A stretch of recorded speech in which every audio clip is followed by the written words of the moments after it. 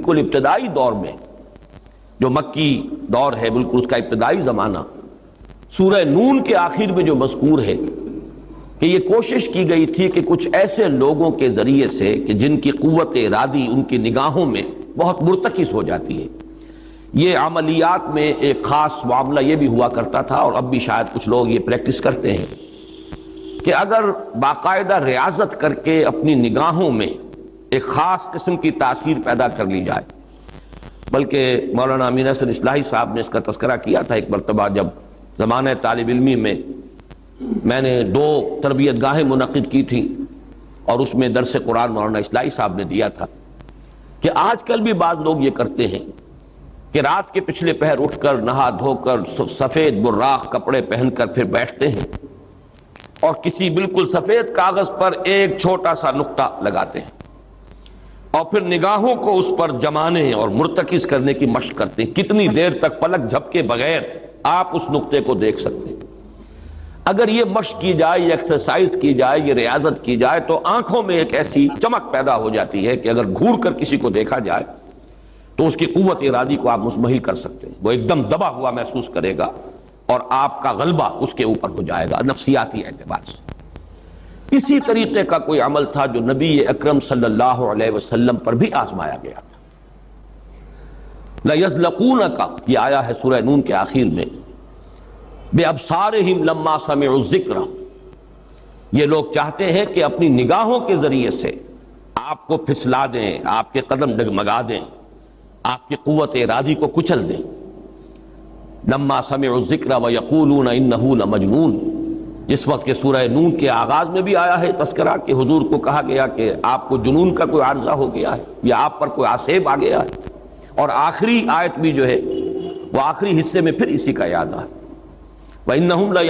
لَيُزْلِقُونَكَ بِأَبْصَارِهِمْ لَمَّا سَمِعُوا الذِّكْرَ وَيَقُولُونَ إِنَّهُ لَمَجْنُونٌ وَمِنْ شَرِّ حَاسِدٍ إِذَا حَسَدَ،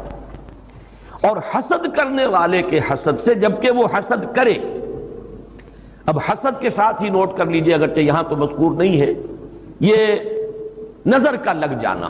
عین العین حق، بعض روایات میں آیا حضور نے فرمایا اس کے اندر اثر ہے۔ انسان کسی حاسدانہ نگاہ کے ساتھ کسی پر نگاہ ڈالتا ہے، اس میں زہر ہے، یہ نگاہیں مسموم ہیں، اس میں زہر ہے موجود، سمی اثرات ہیں اور اس کے اثرات میں تو پڑتے ہیں۔ اور یہ جیسا کہ میں عرض کر رہا تھا کہ جدید دور میں جادو کے لیے بھی مثلاً حضور کے بالوں کی ضرورت پڑی، اور یہ جینیٹکس کے حوالے سے اور جینز کے حوالے سے بات آج سمجھ میں آ جائے گی، اس لیے کہ جن ارواح خبیثہ کے ذریعے سے آپ کو کام لینا ہے، وہ جادو تو وہاں پڑا ہوا ہے اس کنویں کے اندر، وہ جو بھی تاثرات ہیں انہیں تلاش کرنا ہے، ان اثرات کو اس شخص معین کو، جس شخص معین پر جادو کرنا مقصود ہے، اور اس کے وجود کا کوئی جز جس کے کہ وہی جینز ہوں گے کہ جو ان کے اپنے وجود کے ہیں، ان کے حوالے سے گویا کہ یہ ایک راستہ ہے، یہ اس کی آئیڈینٹیفیکیشن کا ایک ذریعہ ہے۔ اسی اعتبار سے یہ حسد یا یہ نگاہ کا لگ جانا، میں سمجھتا ہوں کہ آج کی فزکس اگر تھوڑی سی بھی آپ پڑھیں تو ریڈیشنز نگاہ پار ہو جاتی ہے انسان کے، ایسی بھی تو ریز ہے نا، ایکس ریز کیا ہے، آپ کے وجود میں سے گزر جاتی ہے، یہ ultra violet infra red rays, یہ تمام کی تمام ایکس ریز، یہ کیا ہے، وجود کو چیر کر گزرتی ہے، تبھی تو اس فلم کے اوپر اثر پڑتا ہے جو فلم کے پیچھے لگی ہوئی اور آپ سامنے کھڑے ہوئے ہیں، آپ کی ہڈیاں علیحدہ نظر آ رہی ہیں اور گوشت جو ہے وہ علیحدہ نظر آ رہا ہے، یہ تمام چیزیں آج سمجھ میں آتی ہیں۔ اور وہ فوٹونز جن کا میں نے ابھی عرض کیا 1 ملین 5 دفعہ کہیے، 30 صفریں لگائیے ایک پر تو 1 ملی میٹر کا اتناواں حصہ جو ہے وہ ایک فوٹون ہے، یہ تو وجود کے اندر سرایت کر کے کہیں سے کہیں نکل جانے والی چیزیں۔ ان ریڈیشنز کے حوالے سے ایٹمک ایکسپلوژن جو ہے اس کی ریڈیشن ہے، جو آپ کو معلوم ہے کہ جو ذرا سے حادثے ہو رہے ہیں، چرنوبل میں ہوا ہے، کہیں ہو گیا تھا بھوپال میں، اور اس کی پھر ریڈیشنز کے کیا کیا اثرات ہوئے، وہ شے نظر تو نہیں آتی، غیر مرئی چیزیں۔ آج کی دنیا میں جب آپ ESP کو مان رہے ہیں، ایکسٹرا سینسری پرسیپشن، نہ آپ کے کانوں کے ذریعے سے آپ کو پرسیپشن حاصل ہوئی ہے، نہ آنکھوں کے ذریعے سے، آپ کے سینس آرگنز انوالوڈ ہی نہیں ہے، but you are having perception, extra sensory perception. اسی طریقے سے ٹیلی پیتھی ہو رہی ہے، ایک بات آپ اپنے دل کے اندر، اپنے ذہن کے اندر جماتے ہیں، مرتکز کرتے ہیں، اور جس شخص کے ساتھ آپ چاہتے ہیں رابطہ، اس تک اس بات کو منتقل کر دیتے ہیں، یہ سب کچھ کیا ہے؟ اس کے بعد تو اس دور میں بھی اگر کوئی لوگ بات کریں من شر حاسد اذا حسد، اور عقد کے ساتھ اس کو جوڑا گیا ہے، ومن شر النفاثات فی العقد ومن شر حاسد اذا حسد، لیکن محض ردیف یا قافیہ یا فواصل کی رعایت سے قرآن میں کچھ نہیں ہے۔ وہ اس کا ایک فیکٹر، اس کا ایک عامل ہو سکتا ہے، لیکن محض اس کی بنا پر نہیں مانا جائے گا۔ تو اس میں یقیناً کوئی اور حکمت ہے، اور وہ حکمت تقسیم کی گئی ہے۔ ہمارے مفسرین نے تو اس کو یوں بیان کیا ہے کہ ایک حسد وہ ہے کہ جو دل میں پیدا تو ہے، آدمی کے اندر ہے، لیکن یہ کہ وہ اس کو یعنی اس کو باقاعدہ کوئی ایک ہمت کے ساتھ اور اپنے ایک عزم کے ساتھ، ارادے کے ساتھ بروئے کار نہیں لا رہا، تو اس حسد کے اثرات نہیں ہوں گے، اس سے پناہ مانگنے کی ضرورت نہیں ہے۔ میں اس کو اس انداز میں تو میرا ذہن سے قبول نہیں کرتا، اس لیے کہ حسد اگر پوٹینشلی ہے اندر تو اس کے اثرات ہوں گے، وہ ریڈیشن تو ہوگی، چاہے اس کا ارادہ ہو چاہے نہ ہو، وہ کیفیات جو ہے وہ اس کے سانس سے، اس کی آنکھ سے، اس کے وجود سے، وہ اندر اگر زہر گھل گیا ہے تو اس کے وجود سے نکلنے والی ساری شعاعیں جو ہیں ان کے اندر وہ اثر موجود ہوگا، وہ مسموم ہوں گی، زہر ان میں ملا ہوا ہوگا، اس کے اثرات ہوں گے۔ البتہ یہ کہ اس کے دو درجے ہم قائم کر سکتے ہیں، اور وہ یہ کہ ایک ہے غیر شعوری حسد، ابھی آپ کو اندازہ نہیں ہے، اندر ہی اندر کھچڑی پک رہی ہے، وہ اور بات ہے، لیکن جب یہ اس درجے کو پہنچ جائے کہ شعور کی سطح پر آ جائے، آپ کسی کی برائی چاہنے لگیں بالفعل، آپ چاہیں کہ اس کے اندر اگر یہ فضیلت کی بات ہے تو یہ سلب ہو جائے، اس کو پاس اگر یہ نعمت ہے تو یہ نعمت اس سے چھن جائے، مجھے مل جائے، یہی ہے اصل میں جس کو غبطہ اور حسد کا فرق کہا جاتا ہے۔ اور ایک جگہ پر حضور نے ایک حدیث میں لفظ حسد استعمال کیا ہے، لیکن مراد اس سے غبطہ ہے۔ لا حسد الا فی اثنین،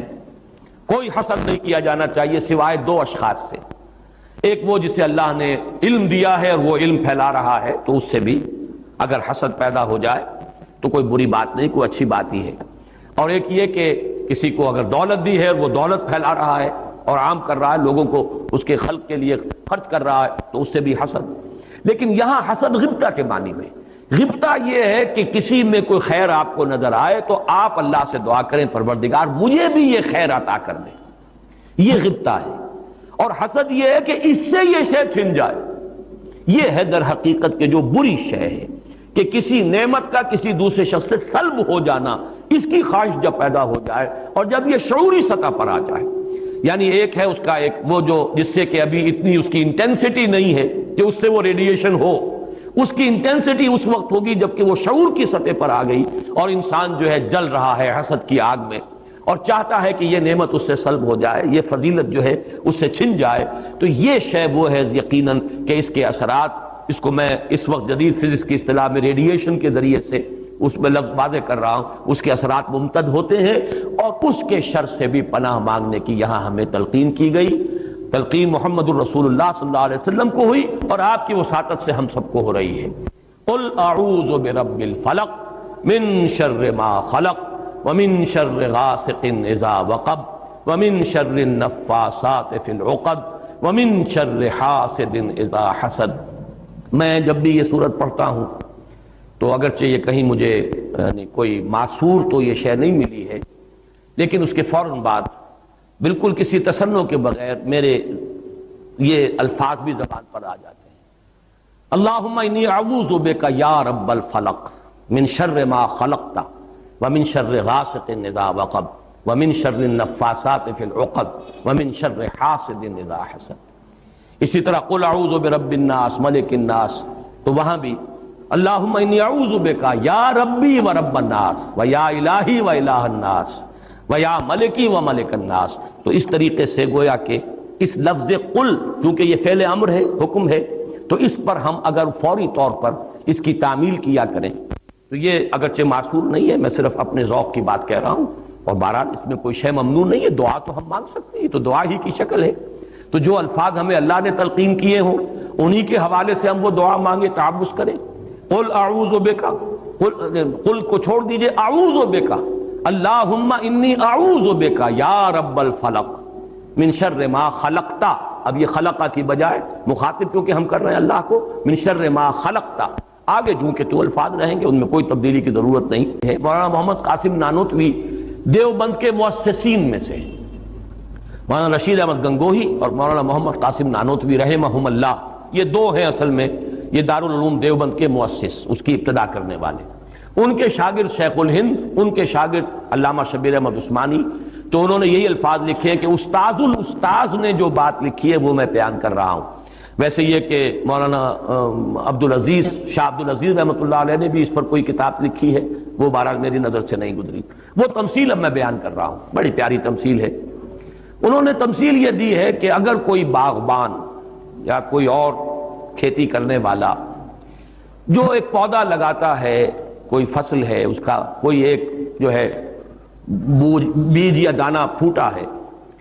اب یہ جو پودا ہے باغبان یہ چاہتا ہے یہ پروان چڑھے، پھلے پھولے، اسے کوئی گدن نہ پہنچے، کوئی نقصان نہ ہو، اس کی حفاظت کا بندوبست کرے گا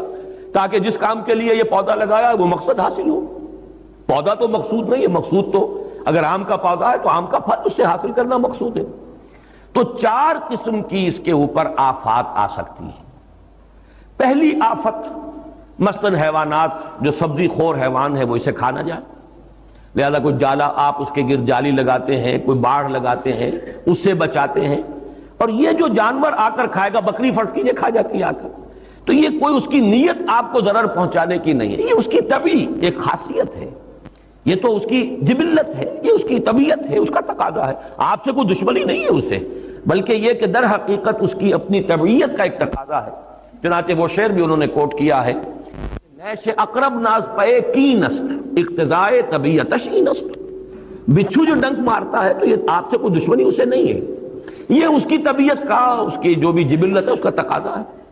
سانپ کے بارے میں بھی آپ کو معلوم ہے کہ عام طور پر اگر اس کو آپ کوئی نقصان نہ پہنچائیں، پاؤں پڑتا ہے سانپ پر تو وہ ڈنک مارتا ہے اور ڈستا ہے، ورنہ عام طور پر وہ حملہ نہیں کرتا، یہ اس کے دفاع کا ایک جز ہے، اس کی خلقت کا ایک جز ہے۔ ایک خطرہ تو یہاں سے آیا، آپ نے باڑ لگا دی، آج کل جو ہے جالی لگا دی جاتی ہے لوہے کی۔ دوسرا یہ کہ اس پودے کو نشو و نما کے لیے جو چیزیں ضروری ہیں اس کی کوئی روک ہو جائے، مثلا اسے دھوپ چاہیے، کوئی ایسی چیز آڑے آ جائے کہ دھوپ کی تمازت اس تک پہنچے ہی نہ، کوئی شے ایسی سایہ کی اس کے اوپر کیے رہے، یا پانی اسے چاہیے، پانی کے سوتے خشک ہو جائیں، یہ دوسری آفت ہے، پودا مرجھا جائے گا، کملا جائے گا، ختم ہو جائے گا۔ تیسری چیز یہ کہ اس پر کوئی پالا پڑ جائے، اوپر سے اولے پڑ جائیں، پالا پڑ گیا، یعنی اس کی جو حرارت غریزی ہے جس سے کہ اس کی یہ پورا وجود جو ہے وہ حرارت غریزی جو ہے وہ ختم ہو جائے، اس کے نتیجے میں بھی وہ پودا ختم ہو جائے۔ اور آخری شکل یہ ہے کہ کوئی دشمن ہے حاسد اور وہ آئے اسے اکھاڑ کے پھینک دے آپ کو نقصان پہنچانے کی نیت سے۔ یہ چار آفات ہیں جو اس پودے کے اوپر ممکنہ طور پر وارد ہو سکتی ہیں، یہی چار ہیں۔ قل اعوذ برب الفلق من شر ما خلق، یہ وہ خلقت میں جو شر مضمر ہے، وہ اس کے خلقت کا جز ہے۔ نیش اقرب ناز پے کی نست اقتضائے طبیعتش کی نست، یہ تو اس کی طبیعت کا، خلقت کا، اس کا تقاضا ہے۔ دوسرا یہ ہے کہ وہ سورج ڈوب گیا، غروب ہو گیا، یا جیسے میں نے کہا تھا حیات معنوی یا حیات مادی کے لیے جو اسباب ضروری ہیں ان میں سے کسی کا سلسلہ منقطع ہو گیا، یہ ہے شر غاسق اذا وقب۔ تیسری چیز کہ جو در حقیقت جادو کے ذریعے سے ہوتی ہے کہ اندر آپ کے کوئی ایسی شے ہو گئی جس سے آپ کے طبائع اور قوائے طبیعہ جو ہے وہ کچھ شل ہو کر رہ جائے، یہ اندر سے حرارت غریزی جیسے اس پودے کی ختم ہو گئی، پالا پڑ گیا۔ جادو کا اثر یہی ہوتا ہے، یا تخبطہ الشیطان من المس جیسے آیا ہے کہ ایسی کیفیت ہو گئی کہ جیسے حواس پورے طور پر بجا نہیں ہے، حواس پورے طریقے سے قائم نہیں ہے، مجتمع نہیں ہے، تو یہ کیفیت جو ہے یہ ومن شر النفاثات فی العقد ومن شر حاسد اذا حسد، جیسے ایک دشمن نے آ کر